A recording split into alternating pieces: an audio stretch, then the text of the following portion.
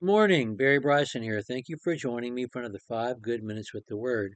We're at the beginning of our study, we started last time, that I've entitled Four Women. We're going to be looking at the four women mentioned in the lineage of Jesus, mentioned specifically, three by name. One is not named, and that's significant in itself. They're in Matthew chapter 1.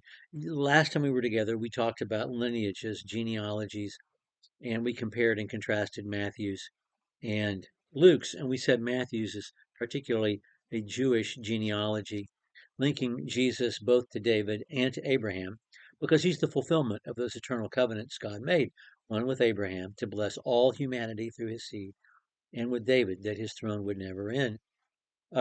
We also saw that it was highly stylized, and it was supposed to be. I mean, this is an official genealogy for a king, for a high priest, for a prominent person, and so it's not going to. It's just not going to be a court record. It's going to be something that's as much art as anything. And so we have we had 3 14s, which ends up being 6 7s, which is a way of Matthew saying, story's not done yet. Jesus will be the final. He's the one who's the seventh seven. He's the perfection that we're coming to. But we have, other than his mother, Mary, and she has to be mentioned because he's genetically related to her. He's not genetically related to Joseph, only distantly, in that Joseph and Mary are both descended from Abraham, both descended from David, of course. But um, but anyway, we have these other four women who are mentioned: Tamar, Rahab, Ruth, and Bathsheba. Why are they there? That matriarchs would be written down unless they were extremely famous. Um, um, would be highly unusual. Um, and these particular stories, they all of them would be problematic to a conservative practicing Jew, a Pharisee, of the first century.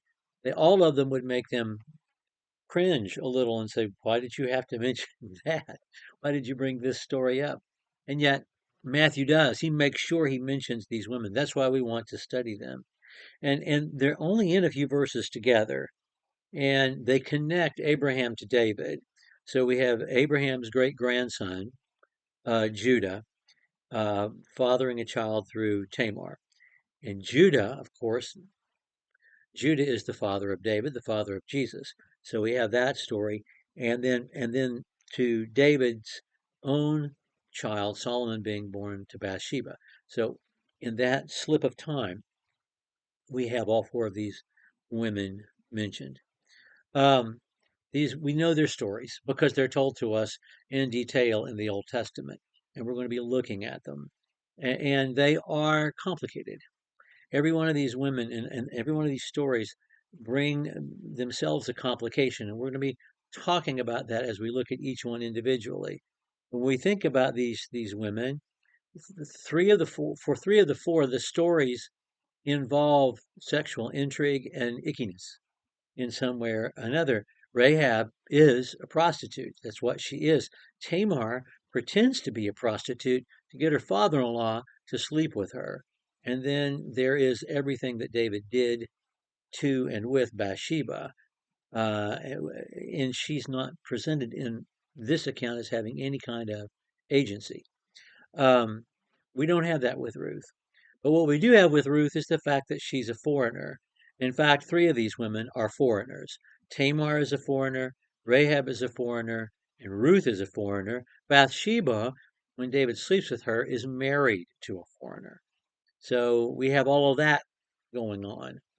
But it's also true that all four of these women are women of faith, and we see their faith in various ways. We'll be noticing this. Some of them are great. Rahab and Ruth together make two of the great statements of faith in the Old Testament. Rahab ends up being mentioned in Hebrews 11 in what we call the Hall of Fame of Faith. That's a good name for that chapter, where he just continues to mention the heroes of the faith and he mentions Rahab, and she's there. Um, there are also women who um, who exercise agency, and they're not the only ones. You think of an Abigail, a Deborah.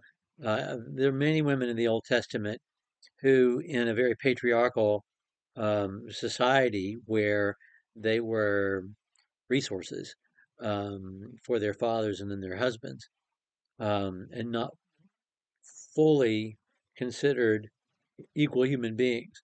Uh, these women exercised agency in their own lives. Tamar wanted a child and figured out a way to get one.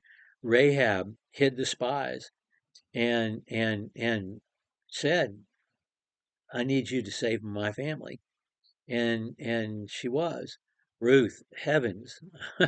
Ruth and Naomi, I mean, there's no story in all of ancient literature which is more a woman's story of survival and women's agency than theirs. And then Bathsheba, who seems, when we first meet her, not to be robbed of an ability to exercise agency. Later on, whenever the throne is in question, reminds David, "Listen, buddy, you promised that my son was going to be king. I expect you to do this." We'll see that about her too. So they're all women who exercise agency in a world where that rarely happens. It's a world dominated by men. Um, but their stories, if they weren't in the Bible, would be suppressed. If someone else were writing this other than God Himself, would they tell? Would they tell what David did? Would the official biographer tell what David did to Bathsheba and Uriah? Would they? No. But God does, because God tells us the truth. The unvarnished truth, what we have in the scriptures, are unlike anything else in ancient literature because they are real. They are true. If you're trying to establish a kingly line, would you remind everybody of all the foreigners that are in the lineage? Would you remind everybody of all the sexual intrigue that took place to get from where we started with Abraham to where we ended up with the birth of Jesus in Bethlehem? Would anyone else do that other than God? No, nobody would do that. But God does. God tells us the truth because the truth is important. Jesus himself says, John chapter 12, "You shall know the truth, and the truth shall make you free." And and these stories, as uncomfortable as they are, in so many ways are necessary. They're necessary to our faith, necessary to our understanding, necessary to God's plan of redemption. And that's why I think this is an important study. Okay, we'll start by talking about Tamar next time. Thank you for joining me for another 5 good minutes with the Word.